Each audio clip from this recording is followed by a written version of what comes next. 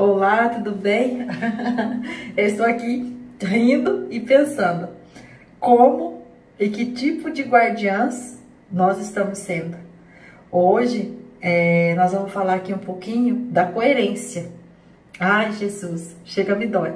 Porque aqui vai dizer Salmo 119:2, vai dizer assim: bem-aventurado os que guardam as suas prescrições e o buscam de todo o coração.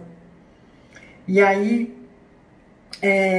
eu vejo assim, como que os nossos filhos estão vendo a coerência entre aquilo que nós pregamos, que nós falamos, que nós frequentamos, com a realidade da vida.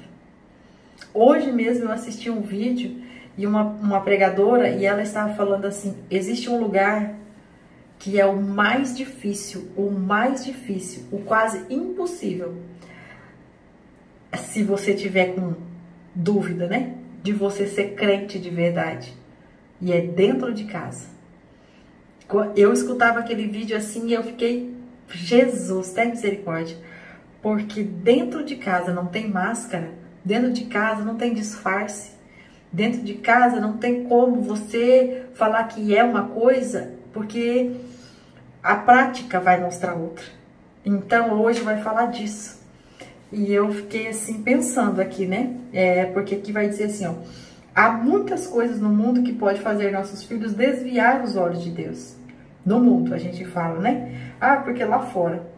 Só que dentro de casa nós somos os maiores influenciadores. Então, mesmo aqueles que foram criados no temor do Senhor serão tentados em algum momento. Quando eles vão para fora, conforme depende dos líderes que eles têm lá fora, os professores, instrutores de cursos extras que são feitos. Então, é muita influência, muitos pensadores, muitas pessoas compõem o perfil, o caráter dos nossos filhos, porque eles não ficam 100% conosco. E não seria possível também assim. E isso, como a gente está estudando aqueles outros itens que a gente já estudou, se nós não estivermos vigilantes, cuidando e orando e participando junto e conhecendo eles, isso vai se perdendo, vai cada vez ficando mais distante de nós. E aí então, quando eles combinam o que eles veem lá fora com a nossa atitude de fato, com a nosso comportamento real, então eles vão ver se há ou não coerência com a palavra de Deus e vão saber se eles devem ou não seguir. Vão entender na hora de tomar uma decisão que realmente precisa ser tomada. Eles vão olhar e vão dizer: o que eu posso fazer? O que meu pai pensa sobre isso? O que minha mãe pensa sobre isso? E então eles vão ter uma decisão. E um grifo que eu coloquei aqui da autora, ela vai dizer: os filhos precisam ver na vida dos pais aquela coerência que está em harmonia com a fé. Por revelar uma vida coerente e exercer domínio próprio, os pais podem modelar o caráter do filho. É normal, às vezes, a gente vê, principalmente assim, na fase da juventude, quando começam a namorar, às vezes eu já vi assim, amigas minhas falar assim que a filha ou o filho está namorando uma pessoa e não é crente. Mas ela não entende que é julgo desigual, porque a família da pessoa é muito bem estruturada, é muito bem organizada, são pessoas honestas, pessoas decentes, pessoas que participam de uma comunidade com zelo, com decência, pessoas de caráter. Então, assim, é comum isso. E às vezes uma pessoa que está dentro da igreja não tem o caráter que aquela pessoa que não está dentro da igreja tem. E aí é isso aqui que envergonha o Evangelho de Cristo. Eu mesmo tenho uma amiga minha que outro dia nós conversávamos bastante e ela estava comentando comigo assim, até com uma certa tristeza, porque ela tem, né, 2 filhos e ela criou-os na igreja, tudo, e os 2 casaram com pessoas super decentes, né? O menino casou com uma menina super decente e tudo, mas não frequenta igreja nenhuma. E a moça também casou com um rapaz super decente, trabalhador, honesto, mas também não frequenta igreja nenhuma. E não demonstra nenhuma, assim, nenhuma simpatia, nenhum tipo de responsabilidade em relação a seguir. Mas é por causa desse tipo de coisa aqui. E eu fiquei observando a situação. Porque não adianta nada você falar, mas não praticar. Então, muitas pessoas que estão ali dizendo e falando sobre o evangelho, mas a atitude dele é a atitude que contraria.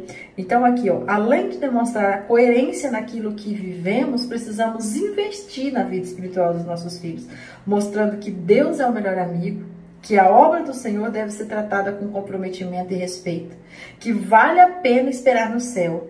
Não devemos cessar de orar pelos nossos filhos, para que eles temam a Deus, para que eles não venham ver nada que brilhe mais do que a presença de Deus na vida deles. Inclusive esses tipos de relacionamento que, querendo ou não, gera problemas. Porque eu já penso lá na frente, se o seu filho casa com uma pessoa que não frequenta a mesma igreja que ele, já começa ali, onde eles vão levar o filho deles. Então, assim, já começa ali. Então, temer a Deus significa muito, significa um comprometimento muito profundo em relação ao amor, à reverência, à autoridade, à obediência. Significa ter medo do que seria a vida sem esse Deus, de como seria, porque de como o que você poderia fazer, o que você faz se a presença de Deus não estivesse em você. Então isso é temer a Deus, porque ter consciência plena de que você sem Deus não faria, não iria adiante, não faria nada. Então, e ser grato pelas experiências que Deus te dá em todo o tempo, pelas experiências as mais difíceis, aquelas que te levaram a chorar, aquelas que te fizeram a subir de nível, aquelas que te espremeram para dali sair o melhor suco da sua vida. Então, mesmo que em meio a desespero, mesmo que em meio à tristeza, como muitas vezes acontece nas nossas maiores experiências, é ali que nós temos que mostrar que nós somos fiéis a Deus.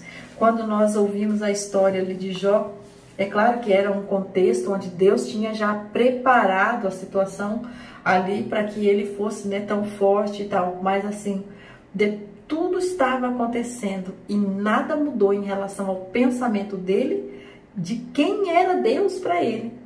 Nada mudou. E isso é que mostra para nós a coerência que estou falando hoje. Quando nós estamos em que situação que os nossos filhos veem que nós somos crentes de verdade? Será que em todas as situações? Ou será que o glória a Deus, o aleluia só sai quando está tudo bem? E quando não está tudo bem, sai outros níveis de palavras que não agradam a Deus? Será que a fé, a gratidão, o espalhar o amor, o renunciar às coisas do mundo acontece diariamente, mostrando que aquilo é Deus? Será que a fala de vamos orar realmente há a oração? Essas perguntas é o que eu faço para a minha vida. E eu estou compartilhando com você porque eu estou fazendo esse estudo pela segunda vez. E assim, eu acredito muito que essas conversas ajudam a gente a se despertar. E lembrando sempre que o que eu estou falando aqui não são de coisas grandes. Igual eu já disse, nós estamos aqui no meio de mulheres que já oram, que já buscam a presença de Deus, que já estão alinhadas com o Senhor. Mas é das pequenas coisas que vão somando, que vai somando, e que de repente você percebe a distância que você está daquilo que Deus preparou para a sua vida, para o seu filho, o quanto que você poderia estar mais próxima e o quanto que você poderia estar instruindo melhor. Então hoje que o Senhor possa dar experiência para os nossos filhos de uma maneira em que eles venham permanecer desejando a presença de Deus, que eles tenham vontade de orar, que eles tenham vontade de estudar a palavra e que eles venham encontrar em nós coerência entre a leitura da palavra, entre a oração e o exercício disso, a prática disso diária no nosso comportamento, nas nossas decisões, nas nossas falas, no nosso saber esperar, no nosso domínio próprio, nas virtudes em que temos que exalar diariamente. Amém, minhas irmãs? Eu aguardo você no próximo vídeo, no nosso próximo estudo, para que o Senhor continue nos edificando e juntas nós somos mais fortes. E eu obrigada por você estar aí comigo estudando. Dê seu feedback, fale comigo, diga como que você está se sentindo e o que você está vendo que Deus está tratando em você, para que o nome do Senhor venha a ser glorificado na nossa vida.